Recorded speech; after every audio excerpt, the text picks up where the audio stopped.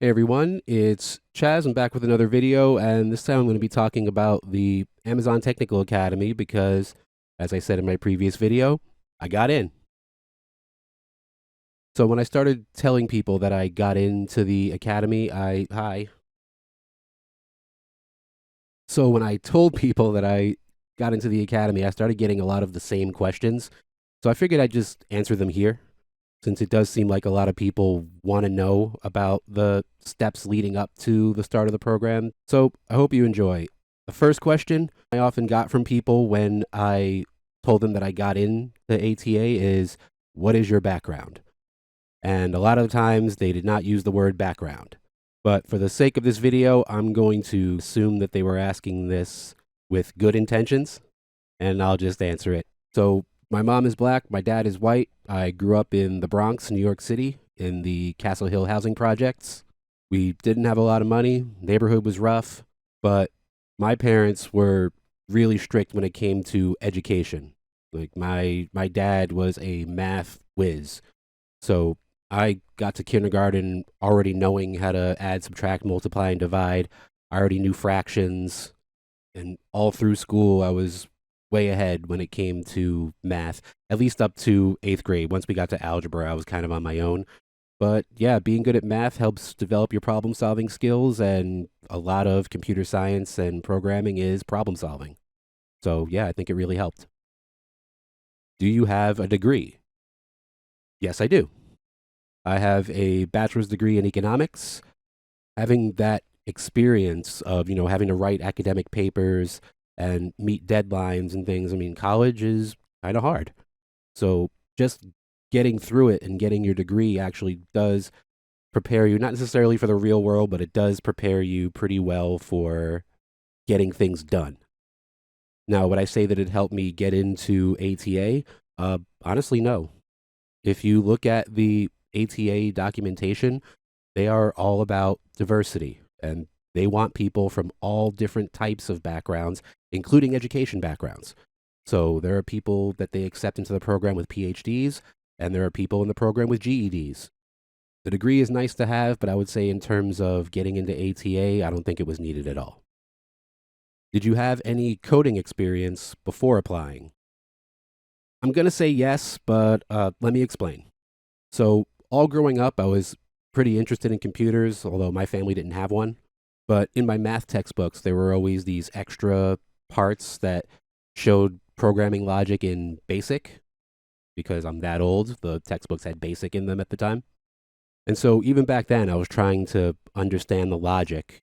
But when it comes to actually learning how to code, the most I'd ever done was trying to do VBA scripting in Microsoft Excel when you record macros, because you can record the macros by just clicking on things, but then I would actually go in and read the macro and make adjustments to the code itself, not really knowing what I was doing.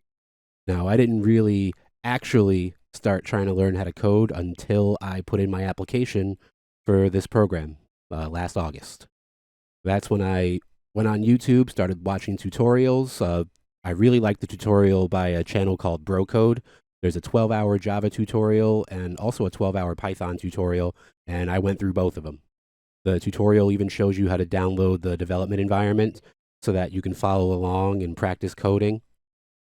Once I was done with the Java and Python courses, I went on a website called HackerRank. There's another website pretty similar called LeetCode, but I just used HackerRank first. That was the one that I found first. And on HackerRank and LeetCode, they give you actual problems to solve. Almost, they're like almost like math word problems, except instead of doing math, you're actually coding to get the answer.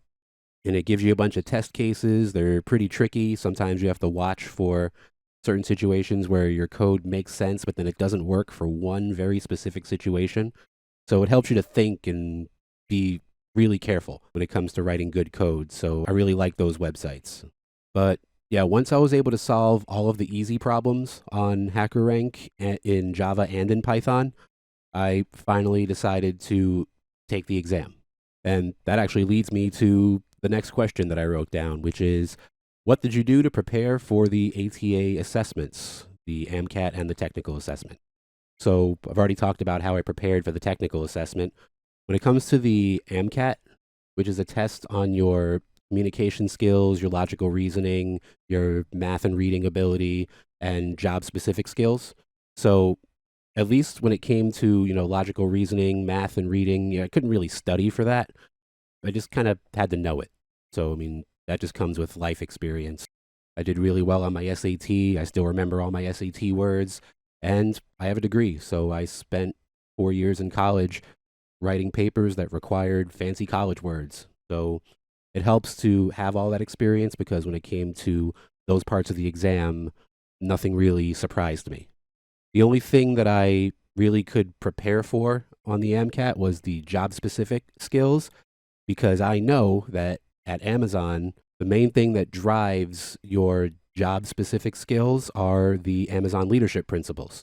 So I studied those leadership principles. I already knew them because I was a tier 3 before I applied for this program. So I had to be inclined for that. I had to know my leadership principles at that point. But I read them every single day. I still read them, not every day now, but I still read them pretty often because I know that everything I do at Amazon is driven by those leadership principles.